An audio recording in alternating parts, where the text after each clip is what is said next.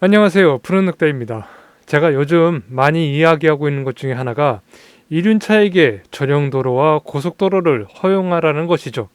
제가 왜 이렇게 전용도로와 고속도로를 이야기하는 것일까요? 단순히 라이더들이 누려야 하는 권리여서 이런 걸까요? 다른 이유들도 많습니다. 궁금하시다면 한번 들어보시길 바랍니다.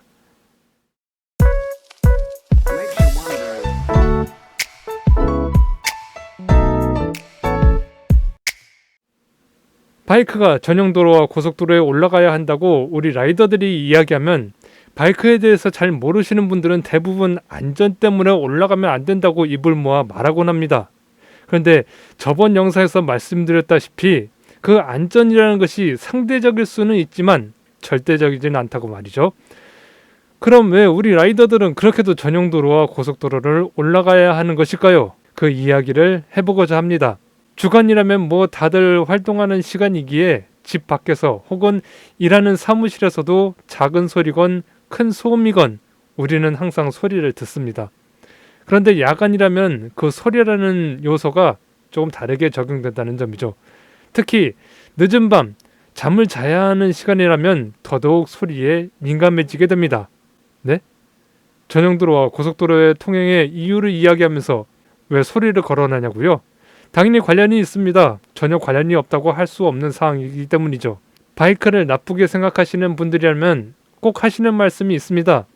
우리 라이더들이 본격적으로 달리기 시작하는 봄부터 가을 기간 동안 밤에 시끄럽게 달린다는 말이죠.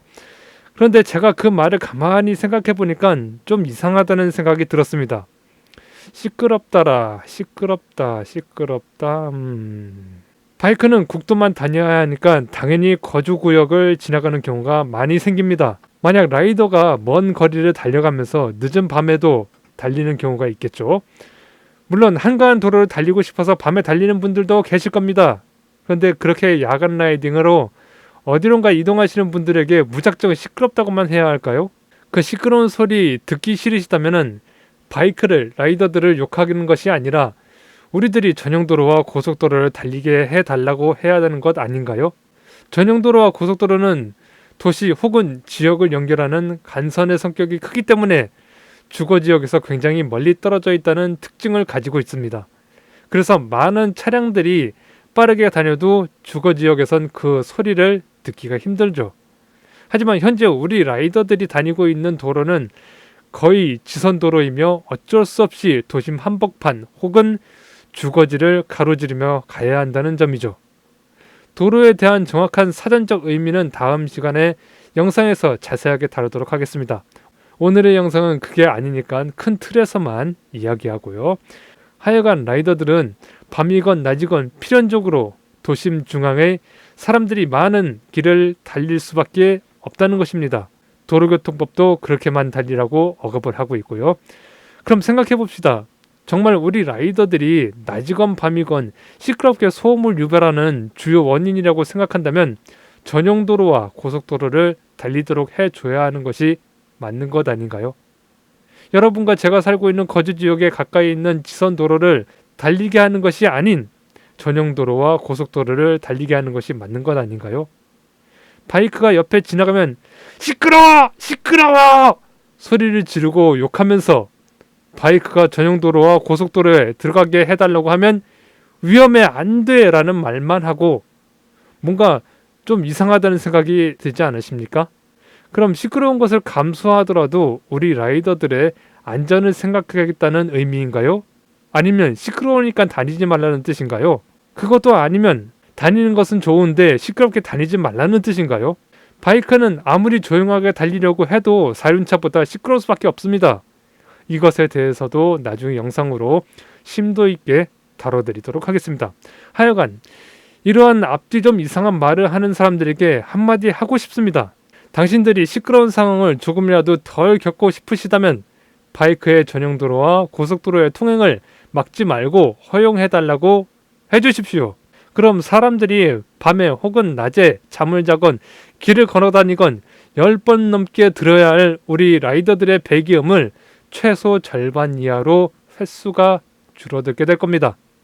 뭐 그래도 바이크의 전용도로와 고속도로의 통행을 제한해야 한다고 하시면 어쩔 수 없이 낮이건 밤이건 우리 라이더들의 달리는 소리를 감내하며 들어주시겠다고 생각하는 것밖에는 답이 없겠네요. 그리고 고속도로의 건설 의미, 예전 제 영상에서 분명히 말을 했을 겁니다. 구불구불하고 위험한 국도를 차들이 다니면서 사고가 많이 나고 효율이 떨어지기에 고속도로를 건설했다고요. 우리 라이더들 1972년 이후로 그런 구불구불하고 효율 떨어지고 위험한 국도를 지금까지 계속 달려오고 있었습니다. 오히려 국도가 안전하다고 하실 분이 분명 계실 텐데요.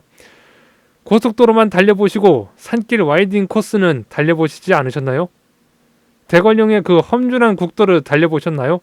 우리 라이더들 중에서도 그런 길을 코너를 타기 위해서 찾는 분들도 계실 겁니다. 하지만 저처럼 장거리 투어를 다니는 사람에게 있어서 산길은 무조건 달갑지만은 않다는 것이죠. 그런 급격한 코너를 달리다 보면 머릿속에 떠오르는 것이 있습니다. 반대 차선에서 다른 차가 중앙선을 넘어서 나에게 뛰어들면 어떡하지? 라는 생각을 합니다. 이렇게 말하면 또 분명히 그러니까 바이크 타지마 이런 분이 계실 겁니다. 그냥 이유도 없이 까고 싶으시죠? 사륜차라고 산길 국도가 안전하다고 생각하시나요? 반대 차선에서 화물 트럭이 중앙선을 넘어서 당신에게 달려들어도 안전하다고 생각하실 겁니까? 산길은 굴곡이 심해서 앞이 잘 안 보입니다. 그런 길을 우리 라이더들 보고 멀쩡하게 잘 뚫린 전용도로와 고속도로를 놔두고 달리라고 현재 도로교통법은 말하고 있습니다. 안전하게 달리라면서 도로에 여기저기가 깨져 있고 파여 있고 울퉁불퉁하고 시야가 가려지는 산길에 험준한 코너 같은 곳을 달리라고 합니다. 이게 말이 된다고 생각하십니까? 멀리까지 보이는 직선 구간이 더 안전한 길이지 어떻게 국도의 험준한 길이 더 안전하다고 말을 하는 건지 전 이해가 안 됩니다. 그리고 그런 험준한 길로 여기저기 돌고 돌아 달리다 보면은 시간도 많이 걸리고 더 많은 연료를 소모하면서 달리는데 이것 또한 대기 환경에 좋을까요? 대부분의 대배기량 바이크들은 고속 항속 주행을 할 때 최고의 연비와 효율을 자랑합니다. 그만큼 환경에 있어서도 사륜차에 비해서 적은 피해를 준다는 것입니다. 또한 사륜차처럼 바퀴가 4개고 크고 넓지도 않기에 도로를 달리면서 도로에 큰 부담을 주지 않고 도로 유지 보수 비용을 절감할 수 있다는 점도 있고요. 이처럼 많은 면에서 전용도로와 고속도로를 이용하는 것이 사회적으로나 환경적으로나 안전 등등 이점을 가지고 있는 바이크를 왜 못 들어가게 하는 겁니까? 관리도 관리지만 효율적인 면을 봤을 때에도 그리 나쁘지 않은 것이 바이크입니다.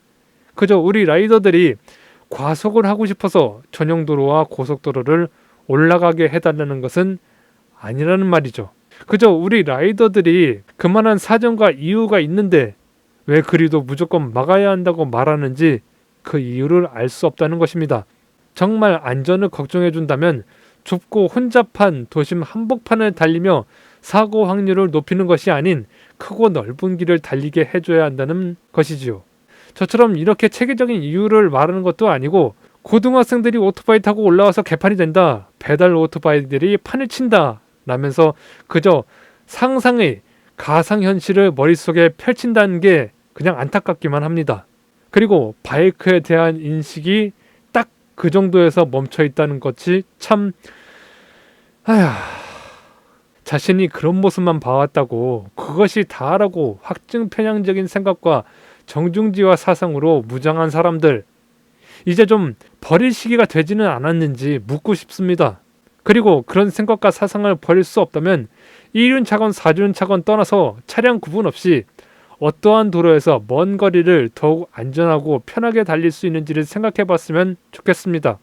그럼 어느 정도 답이 나올 테니까 말이죠. 자, 오늘 영상은 여기까지 하겠습니다. 오늘 영상은 좀 짧죠? 이렇게 영상을 하나하나 만들면서 드는 생각이 있습니다. 제발 앞뒤 이유 없이 바이크를 욕하고 까는 짓은 하지 말아줬으면 하는 것입니다. 물론 너무 오랜 기간 굳어진 생각을 바꾸긴 쉽지 않습니다. 그 굳어진 생각을 바꾸려면 가장 빠른 방법은 바이크를 본인이 직접 타면서 경험하는 것이 가장 빠른 방법이지만 그런 의지를 가지는 사람은 그리 많지 않습니다. 더욱이 저처럼 이렇게 영상으로 바이크에 대한 인식을 개선하기 위한 노력을 하는 사람들의 말을 듣는다고 하루아침에 바뀌는 것도 아닙니다. 결국 이 두 가지를 다 하지 않으려고 하고 주위에서 일면식도 없는 사람들이 바이크를 욕하고 흉보는 것을 그냥 좋아하고 동조할 뿐이죠. 물론 그렇게 남 잘 되는 꼴을 못 보는 역사적인 이유가 있기는 합니다. 하지만 시대는 바뀌었고 시대에 맞는 생각을 하면서 살아야 되는 것 아닐까요? 언제까지나 과거의 악습에 물들고 타성에 젖어들기를 바라는 건지 안타깝고 안타까울 뿐입니다.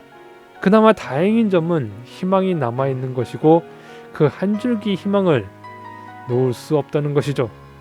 다음 영상에선 일반인들이 오해하고 있는 어느 요소에 대해서 심도 있게 이야기를 해보겠습니다. 기대해 주시고요. 지금까지 푸른늑대였습니다. 시청해 주셔서 감사합니다.